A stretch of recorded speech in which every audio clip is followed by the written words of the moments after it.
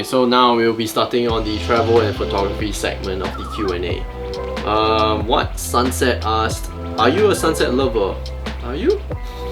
I love sunset and sunrises actually. To be honest, I prefer sunrise over sunset. Okay. Well, for me, the only reason I prefer sunset is because I hate waking up early. So yeah, I guess that answers your question. Yes, I am a sunset lover. Okay, Kenito Graham asked, how good are you to accept the final versions of your videos? Do you always look for perfection? Okay, so I'll just split this question for Jeryl because since he's doing more photos, so Jeryl will answer the photo segment and I'll do the video. So for me, when it comes to whatever that I'm creating, I try to always be strict on myself to make sure that I'm achieving the quality that I want to. But also, saying that sometimes it's nice to know when you're pushing too much and being a perfectionist. I've learned this through the hard way because before I started photography, not a lot of people know, but I was doing music production, or at least I tried to pursue music, but I was being very, very hard on myself. I was spending too much time on every single song, trying to nitpick every single detail, and because of that, it took me maybe 6 months just to create one song. So in terms of that, the song might not even be that perfect, but you're taking 6 months as compared to someone that is maybe every week or every month is putting out one song or one photo, one video, but he's always practicing and always moving on to newer subjects and just improving as you go. So that's my philosophy. For me, it's like, if something takes too long to do and if I'm not enjoying it anymore, then I would put it aside and then I'll start something new, because you never know, maybe you might be moving on to an easier project, but you might learn something that you can implement into the previous project that you had trouble with. Photos. I do not always accept the final version. That being said, because there's always things that you might want to improve on after editing the photos. I'm sure Ryan would agree as well. I mean, after you edit the photos, you might think it's really nice, but one day later you might look at it again and hey, actually this certain color might fit better, or oh, maybe I should have taken the photo in another composition and things like that, and you wonder whether you actually did your best. But that being said, there's no perfection in photography or videography, frankly, and it's always about improving ourselves and learning on how to compose the photo better, learning how to tell a story better using a particular photo or using a video. So I don't always look for perfection, but I'll try to do my best in achieving the level of perfection. Yeah. Well, I think I want to add on another thing is that when it comes to Instagram, what I always feel is that some people do this, they give themselves a limit, like maybe an hour just to edit a photo. If they don't get it within an hour, they move on to the next. I don't do that, but I have something similar where for me, my philosophy is that I try to do it as perfect as I can. I go away for a while, I come back, I look at it. If I know something, the first impression that I get from the photo, if it's something that's off, I know that I want to continue doing the edit. So always give yourself some limitations as to how long you want to spend on a photo. A lot of people always ask me, how long do you take to edit this photo? To be honest, every photo is very different, because a photo of maybe, let's say, a plant as compared to a photo of the desert is going to take various different times to adjust. So there is no one specific time frame, but just keep in mind that if this photo is not as good or not your best, it's okay, because the whole idea is you want to practice and you want to continue moving forward. So yeah. Okay, next question. Sean Heng, how are you able to fund for all your adventures you go to? Really love your feed, by the way. Thank you, Sean. That's you, right? Oh yeah. I think for Jeryl and I, very different, because Jeryl is doing this full time, but for me, I'm still in uni, right? I'm still studying. So a lot of people ask me this question, and I'm fortunate enough to be able to freelance on the side. So sometimes I'm doing work for Samsung, for example, or Porsche. And because of all these little jobs, I try to save up as much as I can, and then when I travel, I just use those the money that I save for my travels. And I think a lot of people think that traveling is very expensive. Yes, it can be, but also you can save a lot of money when you are smart. So maybe just to give you an example, when you're traveling, try to always look for budget airlines if you can afford to just not be as comfortable as maybe flying economy or first class or business class. So for us, what I started was the very first trip that I went to, photography trip, was to go to Japan, and this was when I was still serving in the military, in the army. So I used my savings and then I traveled to Japan, and I think that helped me a lot because it was just shooting something different, you know. So to summarize, it's a lot about being smart with how you spend your money and just trying to save wherever you can. Yeah, that's how I kind of fund my adventures even now. Okay, so we answer this too? Okay. How do I fund all my adventures? You just work very hard. Yeah, I mean, travels, okay, most of my jobs that comes along the way, 30 to 40% of it requires me to travel. So I mean, frankly, I'm pretty blessed to be able to do that. I wish I had like traveling to the US just for a convention, and at the same time to just extend my trip. And I'm blessed with this kind of the clients as well lah. So I wouldn't say that every trip that you go to have to be paid by yourself. But if you work smart enough and you work hard enough, you'll be able to get jobs that requires you to travel. And that, I mean, I won't say that it saves you money, but it allows you to expand your horizon in terms of your career and also how you explore businesses in general. So, of course, on the side, you better be saving money lah, right? Yeah, because for myself, I've always been saving, and I will never be splurging on something unless I know I can afford to. Yeah. Well, I want to add on also that just to give you guys like some idea of what I'm doing. This is actually the first time I've ever traveled outside of Asia. So a lot of people might be surprised because like, oh, I travel a lot or whatnot. But it's only because I couldn't actually afford it. So to get to where I am without traveling outside of Asia, I tried to just be smart and travel close to where I am. So very fortunately, Singapore is very ideally located. We have Indonesia beside us, we have Malaysia. So if you're from Singapore, actually just crossing the border to maybe JB, maybe there's not that much to shoot, but you know, it's still something new and it's still considered as traveling. Or maybe even taking a bus to KL doesn't really cost that much. And in terms of Malaysian dollars, you probably get by a lot easier there than as compared to Singapore. So to be honest, there's really no excuse if you have the time. Okay, next question. H Love XX. Which beginner camera is good for architecture photography? XOXO. Your mobile phone. Oh, that is very, very true. When I was reading this question, this wasn't what I was thinking, but yeah, that's true. You want to add on anything?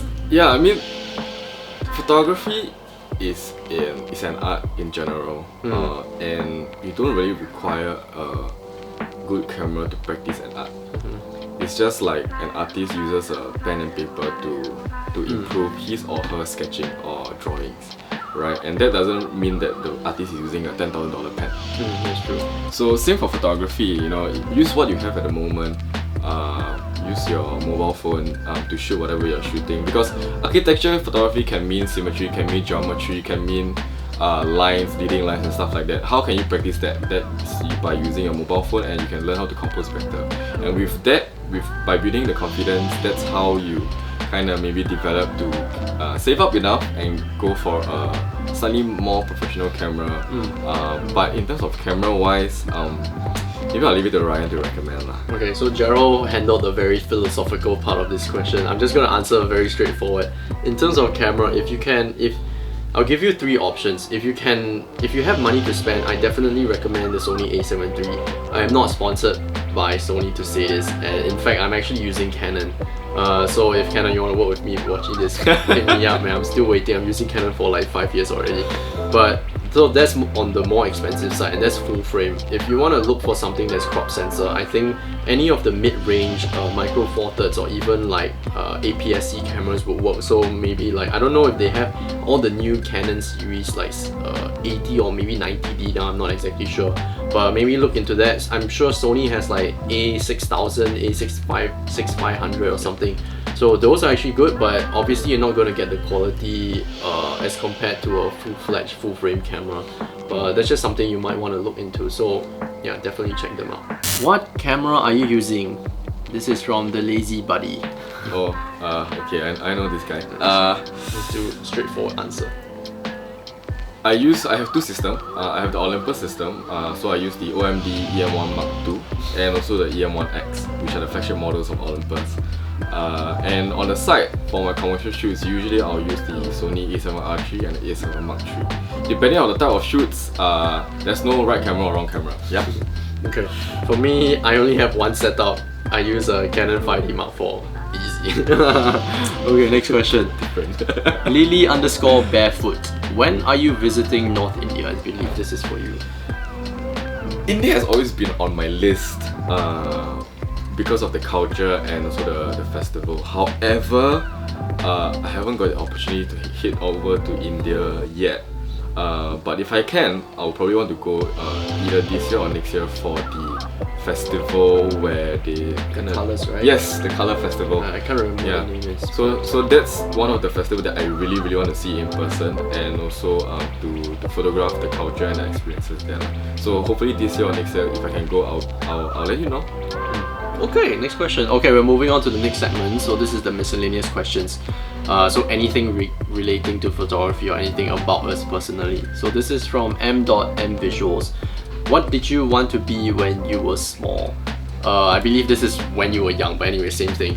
For me, the first thing I could remember was I wanted to be an astronaut. I was very fascinated by space and like all the planets. I even remember when I was a kid, I would go to the library and I would go to this very one section or this shelf to borrow like all the books of all the planets. So when I was young, that was my dream.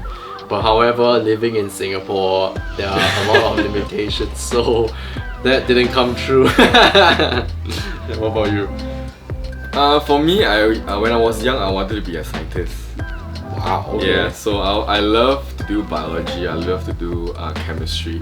So things like blowing up the toilet bowl with the sodium and magnesium.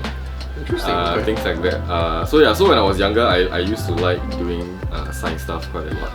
But then I realized I didn't like to work in a lab for 24 hours. So I decided not to pursue that career. Okay, next question. M.mvisuals asked the second question. Which of the 5 senses would you say is the strongest? I'm a very picky eater, so I think taste is my strongest.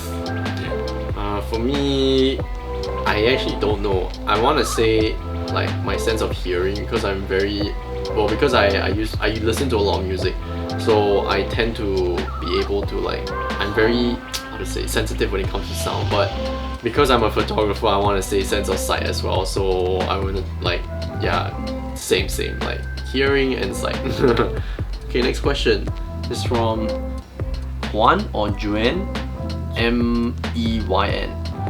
What was your favorite subject in school? Interesting. Which level are we talking about though? Let's do like primary school, secondary school, and then like polytechnic or uni. Oh, there's a few levels. Okay, so for primary school, I like to do math. Interesting. Yeah, Okay. I love numbers.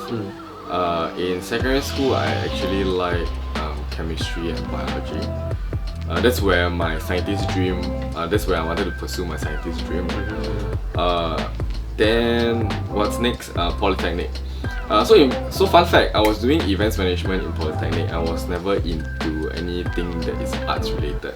So, but I happened to go into a humanities course, which is events management. And my favorite subject in events management, off my head, would be lighting. So we were taught on how to do the lighting on stage, lighting off the stage, and how to control lighting and light plotting and stuff like that. Okay, so you can blame Jeryl for the shitty lighting. I didn't know he studied lighting. He set it up. But anyways, I got another subject that I really like in Polytechnic. So I took an additional diploma in Polytechnic, and my favorite for that diploma was actually acting. Yeah, so you didn't know I did acting, right? So I did a theatre diploma, and acting was my favorite subject for that. And in university right now, I'm still actually doing my part-time degree, and my favorite subject has to be the filmmaking module, which Interesting. For me, primary school, I don't think I like anything because to be honest, I didn't study very hard, even though my parents were very, very strict on me. But in high school or secondary school, for me, it was definitely math and science. So yeah, you might be surprised because I'm in uni right now. I'm doing something totally unrelated to that. I did science, math and science all the way until polytechnic. I have a diploma in chemical engineering, so something totally different from what I'm pursuing now. For those of you that don't know, I'm doing filmmaking now in school, so I'm studying in ADM in NTU. But in terms of favorite subject, I guess it was always math and science all the way until polytechnic. And the whole story behind like how I ended up in filmmaking was I went into service, so I served the military, and I didn't have any placing in uni. So a lot of people, what they do is the first year they enter army or whatever, they apply for uni because you have two chances, right? So if you don't make it the first year, you can always apply the second year. But I didn't do that because for me, I was like, yeah, I don't want to study anymore. I don't want to go into uni, right?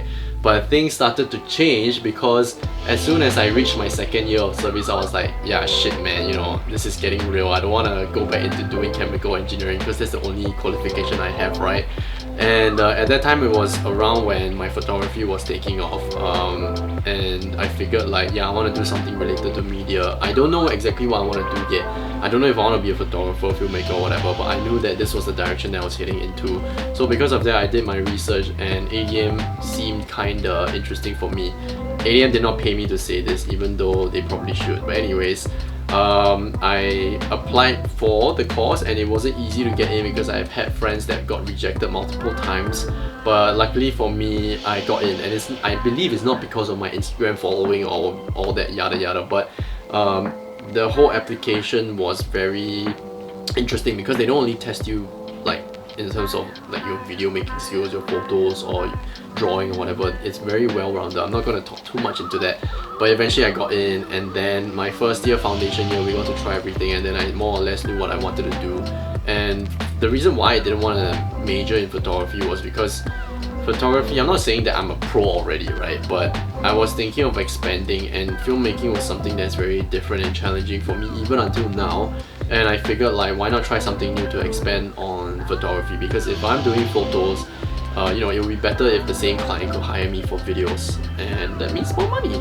So yeah, that was my favorite subject. In terms of like specific subject, I don't have one, but yeah, I had a Photoshop class which was really interesting, digital imaging, and it has like Brian, my professor, has helped me tremendously, and is a very, very friendly guy. So if you ever apply for ADM, make sure you take that course. But he taught me a lot about masking and stuff like that, and I guess that's the reason why my Photoshop, I wouldn't say it's good, but that's the reason why it's where it is right now. But yeah, so that wraps up our Q&A. So I hope you guys enjoyed what you've seen so far, and if you like what you saw, please leave a comment, subscribe, and let us know what you want to see in the future. And maybe I might invite someone else to do a different Q&A, something that I might look into. I don't know because I have a lot of shit to do in school. But yeah, remember to follow Jeryl if you haven't already. It's Smile with Jeryl, and if you haven't followed me, it's Ryan Mamba. And thank you guys for watching. I'll catch you guys in the next video. Peace. Bye. Forever by your side.